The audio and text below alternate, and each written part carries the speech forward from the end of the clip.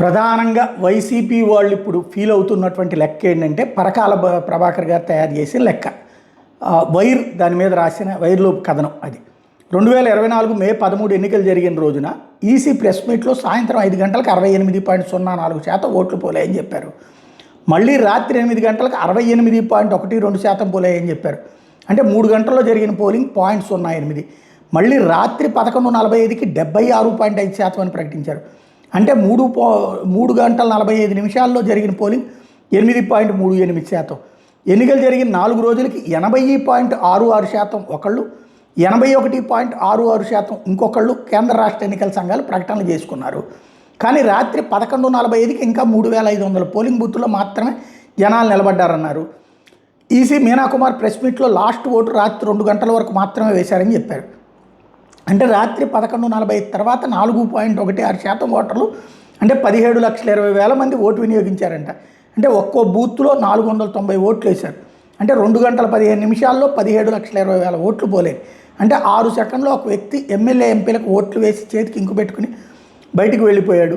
కానీ సాయంత్రం వరకు ఈసీ చెప్పిన లెక్క ప్రకారం సరాసరి గంటకు 60 ఓట్లు మాత్రమే ఒక్కొక్క పోలింగ్ బూత్లో పోలైనవి. అలాగే కొసమేర్పేటని 3:45 గంటల్లో జరిగిన పోలింగ్లో 8.38%, 2:15 గంటల్లో 3,500 బూత్లో 4.16% పోలింగ్, అంటే 17,20,000 ఓట్లు వేయడం. 6 సెకండ్లో ఒక వ్యక్తి ఎమ్మెల్యే ఎంపీలకు ఓట్లు వేయడం. పోలింగ్ సమయం ముగిశాక 52 లక్షల మంది లైన్లో నిలబడి ఉన్నట్టు ఆధారాలు లేవు, ఎలాంటి ఫుటేజ్ లేదు అన్నటువంటిది ఇప్పుడు వైసీపీ వాళ్ళు ప్రొజెక్ట్ చేస్తుంది. పైన చెప్పినట్టయితే 6 సెకండ్లో ఓట్లు ఎట్లా వేశారు, పవన్ ఇక్కడ ఎవరైతే జగన్ని ప్రజాక్షేత్రం ఎదుర్కోలేక ఈ విధమైనటువంటి చేసుకొచ్చారన్నటువంటి ప్రొజెక్షన్ చేసుకొస్తున్నారు. అయితే నేను ఇంతకుముందే చెప్పినట్టు ఉదయం మధ్యలో 2-3 గంటల పాటు ఖాళీగా కూర్చుని ఉంటారు, లేదా 5గురే వచ్చి ఉండొచ్చును. ఆ సగటు లెక్క వేయడానికి వీల్లేదు. ఆ టైంలో ఓట్లు వేసేటటువంటి సందర్భంలో 3,500 దాంట్లో చకచకా వేసినవి ఉండొచ్చు, ఇది ఉండొచ్చు. ఇంకోటి ఏంటంటే ఎన్నికల సంఘం ఆ 4 గంటల్లోదే చెప్పిందని లెక్క ఏం లేదు. వాళ్ళకి ఆ ఫిగర్స్ ఇప్పుడు ఫర్ ఎగ్జాంపుల్ సాయంత్రం 4ంటిది ఒక అధికారి లేటుగా ఇచ్చి ఉండొచ్చు, 2ంటిది ఒక అధికారి లేటుగా ఇచ్చి ఉండొచ్చు, 5ంటిది ఒక అధికారి లేటుగా ఇచ్చి ఉండొచ్చు. ఇవన్నీ క్రోడీకరించుకుని చెప్తూ ఉంటుంది. ఇది ప్రాక్టికల్ అంశం.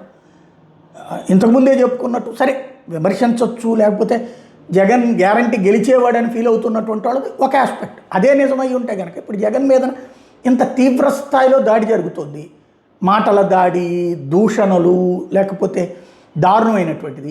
ఎంతమంది వాళ్ళ పబ్లిక్ సపోర్ట్ చేసి బయటకు వస్తున్నారు చెప్పండి? ఆయన వచ్చిన రోజు వస్తున్నారు. సోషల్ మీడియాలోనే ఒకప్పుడు వైసీపీ డామినేటెడ్గా ఉండేది కదా, ఇప్పుడు ఎందుకని లేదు? కాబట్టి ఇక్కడ ప్రతిదీ అర్థం చేసుకోవడంలో ఉంటుంది.